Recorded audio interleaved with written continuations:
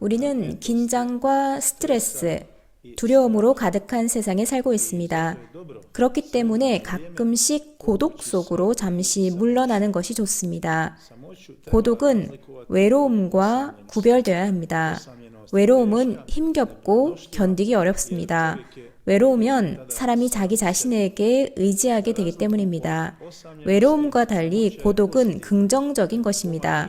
우리가 침착하도록 도와주고 하느님 말씀을 더 쉽게 그리고 더 잘 경청할 수 있도록 도와주기 때문입니다.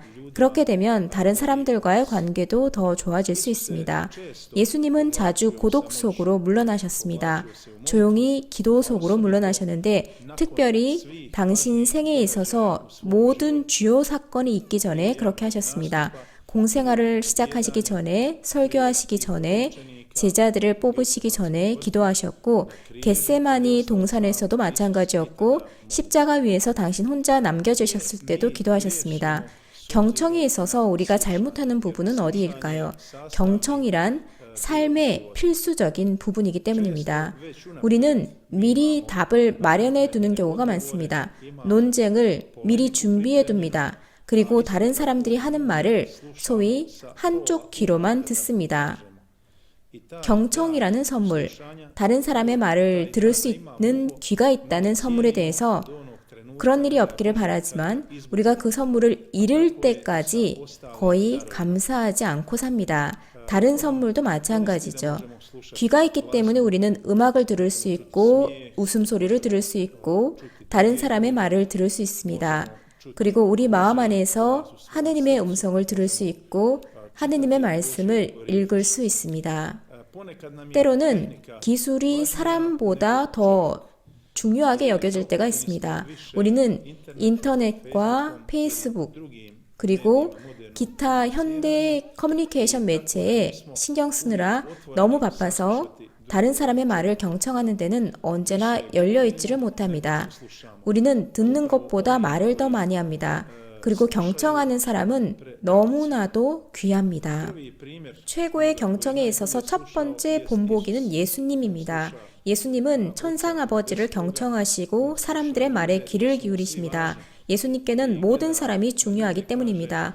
예수님은 군중을 보시고 가엾은 마음이 드셨다고 하셨습니다. 목자 없는 양떼 같았기 때문입니다. 프란치스코 성인도 마찬가지로 성 다미아노의 십자가 앞에 무릎을 꿇고 기도하면서 내면에 울리는 예수님의 음성을 들었습니다. 프란치스코야, 가서 내 성전을 수리하여라. 성전이 무너져가는 것이 보이지 않느냐. 우리와 아주 가까이 있고 또 우리 눈앞에 있는 경청의 최고 모범은 복되신 동정 마리아, 성모님입니다. 천국의 부르심에 그리고 하느님의 아드님의 어머니가 될 것이라는 가브리엘 천사의 말에 마리아는 잠시 멈춥니다. 일부 성경 해석자는 마리아가 기도하던 중에 침묵 가운데 있던 중에 천사가 방문했다고 합니다. 마리아가 잠시 멈추고 온 하늘과 땅이 멈췄습니다. 그때 마리아는 어떻게 그런 일이 있을 수 있습니까? 라고 묻습니다. 가브리엘 천사는 성령의 힘이 너에게 내려오시고 태어나는 아이는 하느님의 아드님이라 불릴 것이다 라고 말해줍니다. 그러자 마리아는 답합니다. 보십시오. 저는 주님의 종입니다. 겸손은 하느님을 잘 경청하고 다른 사람들의 말에 귀를 기울이는 데 있어서 첫 번째 단계입니다. 성모님은 여러 차례에 걸쳐서 하느님의 말씀을 경청하라고 우리를 부르셨습니다. 1984년 11월 29일에 주신 메시지에서도 마찬가지로 이렇게 말씀하셨습니다. 사랑하는 아이들아, 내가 너희의 어머니라는 것과 사랑으로 경청하고 사랑으로 기도하는 것을 가르쳐주기 위해서 내가 이 땅으로 왔다는 것을 알도록 하여라. 그리고 1년 후인 1985년 7월 25일에 주신 메시지에서는 이렇게 말씀하셨습니다. 내 메시지를 경청하라고 오늘 나는 너희를 부른다. 그렇게 되면 하느님께서 너희에게 전달하시려고 나에게 말씀하시는 모든 것을 너희는 체험할 수 있게 될 것이다. 너희 자신을 하느님께 열어라. 그러면 하느님께서 너희를 통해서 활동하시고 너희에게 필요한 모든 것을 주실 것이다. 성모님은 하느님의 말씀을 훌륭하게 경청하신 분이시고 우리에게 하느님의 음성에 귀를 기울이라고 초대하십니다.